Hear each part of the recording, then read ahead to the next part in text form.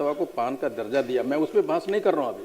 फिलहाल ये मैं कह रहा हूँ कि इस बीच में जो नियुक्तियां निकली थी, जो नामांकन हुए थे, अब नामांकन कट ऑफ मार्क आया है, उसके बाद बिना किसी ऑर्डर के, सामान्य प्रशासन या कैबिनेट के ऑर्डर से विभिन्न संस्थान हैं जिनका मैंने जिक्र किया, उन्होंने हमारे तांती जो परीक्षार्थी जी जो पान का सर्टिफिकेट लगा के आवेदन दिया था, उनसे शपथ मत मांगा कि आप ये कहिए कि आप तांती तत्व है। उसके बाद उन सारे बच्चों को अभी स्टेनो बेल्ट्रोन में रोका हुआ है, उन सारे बच्चों को बीच में उठा गया, उनकी क्या गलती है? अब मैं वो नहीं कह रहा हूं कि आपने जो नियुक्तियां किया उसका तो प्रोटेक्शन सरकार दी है, लेकिन मैं वो कह रहा हूं कि इस बीच में जो वैकेंसियां निकली उसमें हमारे बच्चे ने अप्लाई किया, उसका कट ऑफ मार्क आया, सब क्वालिफाई कर रहे थे, सारे लोगों को हटाया है। और यही नहीं सर, हमारे बच्चों को मेडिकल कॉलेज पूर्णिया से पीएमसीएच से उनके गर्दन पकड़ के निकाले गए हुजूर, हमारी बेटियों को।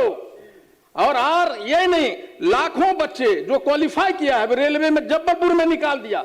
आई एम नॉट टेलिंग कि मंत्री महोदय से मैं सहमत हूं कि जो हो गया उसको प्रोटेक्शन दिया आपने, लेकिन वो बच्चे जो इस नोटिफिकेशन के बाद, सुप्रीम कोर्ट के जजमेंट के बाद आपने उसको ज्वाइनिंग हो गया। एक घटना है बेगूसराय के महोदय, उसके पति गया रेलवे में काम, दिल्ली में रिक्शा चलाया, उसकी ज्वाइनिंग हो गया इसी सर्टिफिकेट पे, नहीं ज्वाइन करने दिया। उसने मुझे कॉल किया कि मैं तीनों बच्चों के साथ आत्महत्या कर लूंगी।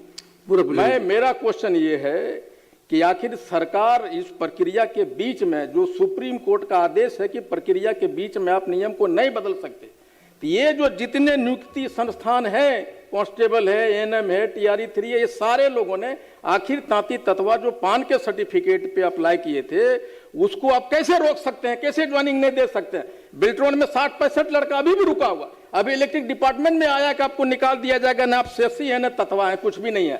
ऐसा जो अन्याय किया गया ये कैसे हो सकता है महोदय? मैं चाहता हूं कि सरकार इस पे समीक्षा करे, उन सारे संस्थानों पे समीक्षा करे और उसको आदेश दे कि आखिर ये कैसे हुआ, और जो क्वालिफाई किया है उसको सरकार बहाल करे, और बाद में जो न्यायालय का आदेश है उसके अनुसार आप कोटी बदल दीजिए। मेरा ये मांग है। भैया आप समझ में नहीं करते हैं, बीच में बोलते हैं, हमारी बात कुछ और है, सरकार की बात कुछ और दे रही है, आप बीच में तक जा रहे हैं, आपको कुछ भी नहीं पता इसके बारे में। मत कीजिए मनीष जी, कि जो सरकार की जो चिंता है आपको इसे बोले जा रहे हैं, आपको कुछ नहीं पता। मैं कह रहा हूँ कि जो रिव्यू पिटीशन जो सरकार डाली है, प्लीज बैठ जाइए।